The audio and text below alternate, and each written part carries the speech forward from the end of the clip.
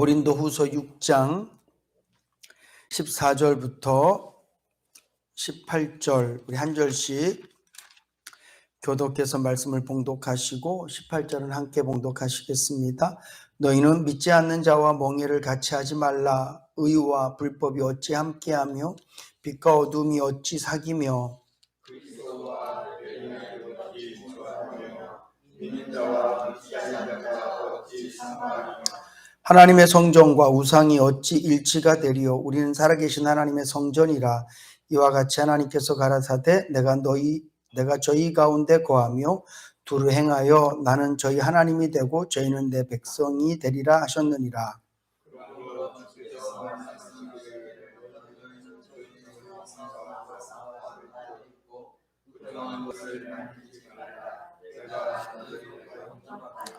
너희에게 아버지가 되고 너희는 내게 자녀가 되리라. 전능하신 주의 말씀이라 하셨느니라. 아멘.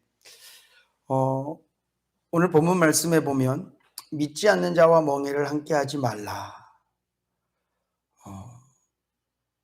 이 말씀을 여러분들은 어떻게 이해하십니까?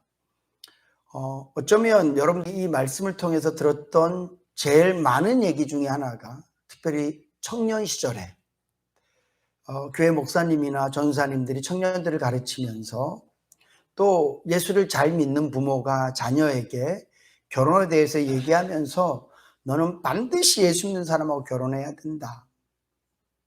예수 안 믿는 사람은 무조건 반대야. 내 눈에 흙이 들어가기 전에는 예수 안 믿는 사람하고 결혼하면 안 돼. 혹시 그런 얘기 들어보셨습니까? 저는 이 본문 말씀 이거 믿지 않는 자와 멍에를 같이 매지 말라는 이 말씀을 갖고 대부분이 결혼에 대해서 이렇게 많이들 말씀하시더라고요. 여러분들도 예수 믿는 사람은 예수 믿지 않는 사람과 결혼하면 안 된다고 생각하세요? 저는 오히려 좀 반대거든요. 내가 예수를 정말 잘 믿어서 다니엘과 같은 믿음, 에스더와 같은 믿음, 한나와 같은 믿음, 그런 믿음을 갖고 예수 믿지 않는 사람을 일부러 찾을 필요는 없지만 하나님께서 허락해 주시고 하나님께서 내 마음에 그 사람을 사랑할 수 있는 마음을 주시고 내가 이 사람과 결혼해야 되겠다라고 마음을 먹었을 때 이 말씀이 그 결혼을 이건 아니구나. 내가 예수 믿지 않는 사람하고 결혼하면 죄구나. 내가 예수 믿지 않는 사람하고 결혼하는 것은 이건 악이구나. 이렇게 생각하지 않을 수 있기를 간절히 소망합니다. 물론 이왕이면 신앙이 좋은 사람끼리 만나면 좋아요. 뭐가 좋아요? 편리해요. 되게 편해요. 제가 보니까 저희 교회에도 어릴 때부터 같이 신앙생활 했던 청년들이 있잖아요. 저 같은 경우도 우리 교회 우정이, 보경이, 지선이, 서경이 4명 있거든요. 근데 이 4 중에 제일 교회 생활을 잘 안 했던 친구가 서경이에요. 서금자 권사님 만내 손녀거든요. 그 친구는 교회도 띄엄띄엄 오기도 하고 제가 봐도 별로 그렇게 막 신앙심이 불타진 않았어. 그렇지만 할머니가 어릴 때부터 교회를 다녔으니까. 근데 결혼을 누구랑 했냐면 아주 신실한 예수 잘 믿는 권사님 집에 시집을 간 거야. 그러니까 지금 집사님 됐어요. 그러니까 그런 유익은 있을 수 있어요. 예수 잘 믿는 집으로 결혼을 가면 우리 사위도 하라를 좋아했지 목사인 장인을 좋아한 건 아니잖아요.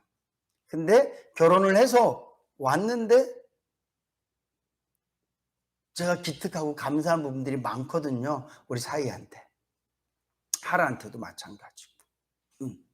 그러니까 그런 편리함은 있을 수 있어요. 저절로 신앙생활하고. 지선이도 신앙생활이 되게 좋아졌어요. 문지선이도.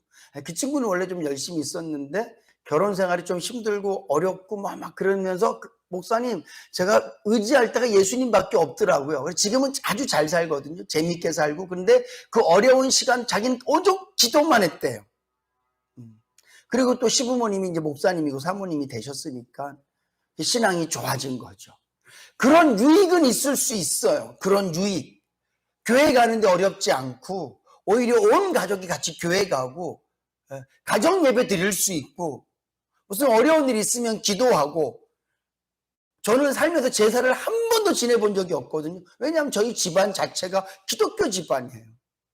저희 외할아버지부터 저는 외가 쪽은 외할아버지부터 봤으니까 그렇고, 저는 친가 쪽은 고조 할머니도 봤거든요. 그 고조 할머니도 예수 믿는 분이셨어요. 증조 할머님은 초대교회 전도사님. 그래서 그 경상북도 그 군이 의성 지역마다 그 할머님이 세우신 가정교회들이 되게 많았어요. 그래서 그 할머님이 모시고 가면 가면 그때는 이미 교회들이 다 세워져 있는데도 전도사님 그러셨어요. 그러니까 저는 집안 자체가 기독교 집안이에요. 제사를 지낸 적이 한 번도 없어요. 근데 제가 만약에 예수를 전혀 안 믿고 막 어떤 그런 불교라든가 타 종교가 굉장히 강한 곳에 내가 결혼을 했다면 좀 불편했겠죠. 근데 예수를 잘 믿는 사람들끼리 결혼을 하면 마치 달리는 말에 채찍질 하듯이 더 잘 달릴 수 있어요. 예수 믿지 않는 사람이랑 배우자가 서로 결혼을 하면 불편하고 심지어는 그것 때문에 굉장히 큰 어려움과 환난들을 겪어요. 근데 중요한 건 그거 싫다고 내가 예수 안 믿는 사람, 난 예수 잘 믿는 사람하고 결혼할까? 그것도 되게 이기적이지 않아요? 오히려 환난과 어려움을 통해서 믿음도 자라고 내가 끝까지 견뎌내고 승리하고 기도하면 하나님께서 또 그 영혼을 구원하시고, 그렇게 핍박하고 어려운데도 불구하고 계속 주님 바라보고 계속 아내의 역할을, 남자의 역할을, 남편의 역할을 잘 해나갈 때 도전이 되고, 그래서 시댁 부모들도 같이 예수 믿게 되고 여러 가지 상황들이 하나님께서 하실 일들이 얼마나 많겠냐고요. 저는 이 말씀이 그렇게 인용되지 않았으면 좋겠어요. 결혼할 때 꼭 예수 믿는 사람하고 결혼해야 돼. 그렇게 인용되지 않았으면 좋겠어요. 이 말씀은 그런 의미가 아니에요. 예수 그리스도 외에는 복음이 없는 줄로 믿으시기 바랍니다. 사도행전 4장 말씀에 있는 것처럼 천하 인간 모든 이들에게 구원을 위해서는 예수 이름 말고 다른 이름을 주신 적이 없다고 틀림없이 성경은 말씀하고 있어요. 하나님께서 예수님을 이 땅 가운데 보내시면서 주님이 뭐라고 말씀하세요? 내가 길이요 진리요 생명이니 나로 말미암지 않고는 아버지께로 갈 자가 없다. 나로 말미암지 않고라는 말은 외길이라는 뜻이에요. 외길. 오늘 이 말씀은 예수 믿는 저와 여러분들이 어떤 사람과의 관계 속에서 어떤 너는 내 친구인데 예수 안 믿으니까 친구 끊어. 이 친구라는 관계를 하지 말라 얘기가 아니에요. 내가 당신을 사랑하는데 난 예수를 믿어요. 그러면 나는 당신이 예수 믿기를 바라고 나는 끝까지 예수를 믿을 거고 난 당신을 반드시 전도할 거예요. 왜냐하면 예수를 전한다는 게 인해교회에다 한 명 데려다 앉혀놓는 의미가 아니잖아요. 전도한다는 게 어떤 의미입니까? 한 생명을 살리는 것인 줄로 믿습니다. 그러니까 전도할 때 당당하게 하세요. 생명을 빌려주는데. 얼마 전에 어떤 선교사님이 혈액암이 걸려서 너무 급한 일이 생겼다고 헌혈 카드 이런 거 좀 보내달라고. 그럼 저는 헌혈을 많이 했거든요. 진짜 좀 많이 중2 때부터 꾸준히 했어요. 수술하고 난 다음부터 안 했는데 헌혈 카드 이렇게 주구나 이렇게 줄 때 막 부끄럽고 막 이거 드려도 돼요? 그러지 않잖아요. 그 피 한 방울이라도 그냥 좀 더 싸게 받게 하기 위해서 헌혈 증서 줄 때도 그렇게 주면 감사합니다. 근데 우리는 피를 한번 수혈해 주는 정도가 아니라 생명을 주는 일을 전도라고 말하는 줄로 믿으시기 바랍니다. 그러니까 오늘 저와 여러분들이 그런 마음, 비록 당신이 지금 예수를 믿지 않지만 내가 너를 사랑해. 이것은 하나님께서 나를 너에게 전도할 수 있는 도구로 주신 거야. 나는 너를 반드시 전도할 거야. 핍박해도 힘들어. 이건 놓치지 않아. 그런 마음을 갖고 내가 결혼을 한다면 아무런 문제가 되지 않아요. 근데 오히려 어떤 게 문제가 되냐 하면 지금 교회 안에 이런 문제들이 굉장히 많이 있어요. 잘못된 사상들, 특별히 종교다원주의. 이건 굉장히 무서워요. 이게 뭐냐면 하나님 말고도 구원이 너무너무 많다는 거예요. 제가 그 천주교 신부님들 이렇게 강의하는 것 중에 갑자기 이름 생각이 안 나네.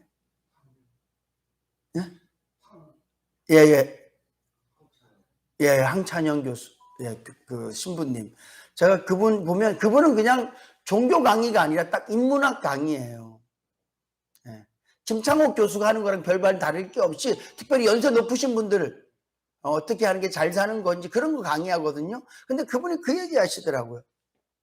하나님이 얼마나 넓고 자비롭고 큰 분인 줄 아세요? 하나님께서 꼭 예수 믿어야 구원받게 하실 것 같습니까? 그렇지 않아요.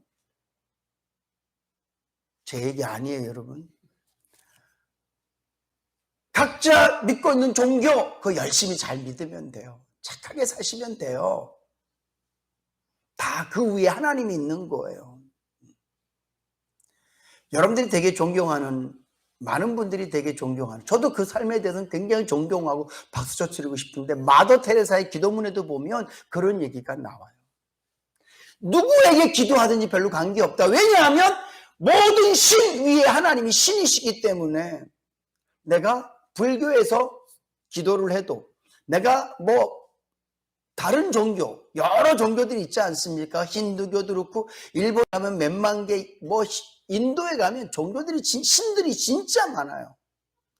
자기가 믿는 신에게 다 기도를 하면 결국 제일 위에서 마지막에 받으시는 분은 하나님이시다는 거예요. 이거를 다른 말로 하면 중보자라는 얘기거든요. 여러분, 하나님과 인간 사이의 중보는 예수 때 한 분밖에 없는 줄로 믿으시기 바랍니다. 그래서 사실은 우리가 기도도요, 중보 기도는 우리가 하는 게 아니고 예수님만 하시는 거예요. 우리는 도고를 하는 거예요. 도와주는. 예수 그리스도만이 하나님과 우리 사이에도 중재자 역할을 하시는 분은 오직 예수 한 분밖에 안 계세요.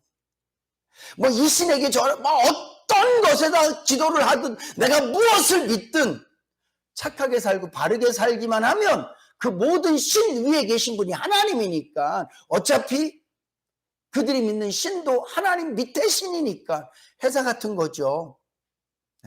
여러 부서가 있지만 부서마다 부서장이 있어요. 근데 마지막에는 회장이 있는 거잖아요. 그래서 결국은 이 부서가 잘하고 저 부서가 다 잘해도 결국은 회장님에게 연결돼 있는 것처럼 마치 하나님은 그런 분이다. 되게 그럴싸하고 되게 윤리적이고 되게 양심적이지 않나요? 꼭 예수만?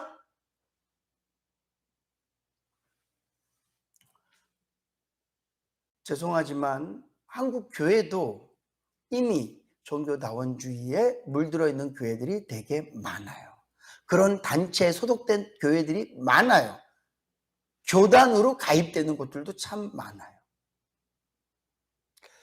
오늘 이 말씀은 믿지 않는 자와 멍에를 같이 맺지 말란 얘기는 믿지 않는 자와 친분을 맺지 말란 얘기가 아니라 예수님을 믿지 않는 사람들의 정신, 예수를 믿지 않는 사람들의 믿음, 예수를 믿지 않는 사람들이 갖고 있는 진리, 이런 것을 복음과 섞지 말라라는 말씀인 줄로 믿으시기 바랍니다. 이게 정말 중요한 거예요, 여러분. 목사님들끼리 막 얘기하다가 어떤 분이 딱 그래요. 신학 얘기, 정치 얘기는 하지 맙시다. 정치 얘기는 하지 마. 근데 목사가 모여서 신학 얘기를 안 하면 무슨 얘기를 해? 해야지, 이건 해야지. 그렇잖아요. 목사들이 모여서 정치 얘기는 하지 마라. 그거는 뭐 다 똑같은 것을 갖고 누가 옳으니라고 싸우는 거니까. 그건 놔두고 신학을 갖고는 우리가 얘기를 해야 돼요. 피 터지게. 여러분, 부탁입니다. 아무리 많이 배운 사람, 아무리 능력이 많이 나타나는 사람, 그냥 딱 봐도 삶도 너무 고결하고, 와, 저분은 진짜 예수님 같아. 그런 사람이라 할지라도 예수 말고 다른 게 복음이라고 말하면 절대 섞으면 안 돼요. 아멘? 예수는 양심으로 천국 가는 거 아니에요, 여러분. 그치, 하나님이 사랑이 많으신 분이신데 쟤들을 버리시겠어? 그래서 지금도 아직까지 주님이 안 오고 계신 거잖아요. 사랑이 많으셔서 오래 참고 계신 거잖아요. 그분이 오래 참고 계신 것이 사랑이지 방법을 바꾸는 게 사랑이 아니에요. 구원은 오직 십자가밖에 없는 줄로 믿으시기 바랍니다. 사람들이, 야, 니네 예수 믿는 사람들 진짜 이기적이야. 뭐 예수만 믿으면 천국 가니? 그럴 때 저처럼 표현하세요. 진짜 미안하다. 여러분, 우리의 믿음은 이기적이란 표현보다도 그냥 좀 독선적이에요. 외골수예요, 믿음은. 그렇지만 우리의 삶은 그가 예수를 믿든지 안 믿든지, 그가 성경에 어긋난 삶을 살든지 안 살든지, 중요한 것은 그들을 향해서 우리가 더 희생하고 좋은 관계를 맺어서 하나님의 사랑을 나타내야 될 줄로 믿습니다. 제가 엊그저께 이성미, 여러분 개그맨 아시죠? 그분 간증, 새롭게 하소서 나온 간증을 들었는데, 그분이 이렇게 막 힘들게 살다가 미국 가서 이제 뭐 캐나다인가요?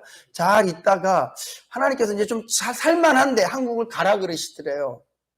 그래서 한국에 와서 이제 왔으니까 하나님 나 뭐 할까? 그래서 막 새벽마다 기도드리는데 연합해라 이런 마음을 주셔서 예수 믿는 연예인들을 다 모아서 예배를 드렸대요.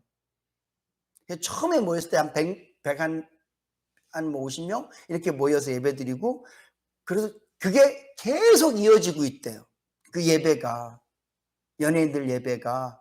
그래서 뭐 김영희 목사님이라든가 이런 되게 복음에 뜨거운 분들이 있는 그런 분들 모셔다가 예배를 드리고, 또 성경 공부도 또 자기들끼리 하고 막 그렇게 하는데, 한 번은 동성애자 연예인들이 이렇게 커밍아웃 한 누가 봐도 그 사람 동성애인 줄 아는 이 동성애자가 예배 드리러 온 거예요. 근데 엘리베이터에서 누군가 그랬다는 거야. 너도 예배드리니? 이렇게. 그래서 그걸 누가 듣고 있다가 이제 이성민 씨한테 얘기를 한 거예요. 근데 가보니까 상처받아서 이미 떠나버린 거야. 나간 거예요. 예배드리러 왔다가. 그래서 쫓아가서 데리고 왔대요. 예배드려라. 여러분들은 어떻게 하실까? 우리 교회에 만약에 동성애자가 왔다. 어떻게 보내야 됩니까? 이성민 씨가 그 얘기하는 거예요. 나 같은 죄인도 하나님께서 받아주셨는데, 옳은 건 아니지만 오늘 이 자리에 죄가 없어서 앉아 계신 분 계세요? 이 자리에? 나는 죄 하나도 없기 때문에 예배드리러 왔어. 이런 분 계시냐고요? 없잖아요. 물론 그 죄가 조금 더 혐오스러울 수 있고, 성경이 너무나 엄하게 금해놓은 죄를 딱 누가 봐도 진짜 죄잖아요. 하나님 만드신 창조의 질서를 깨트린 거잖아요. 근데 이성민 씨는 그 얘기하는 거예요.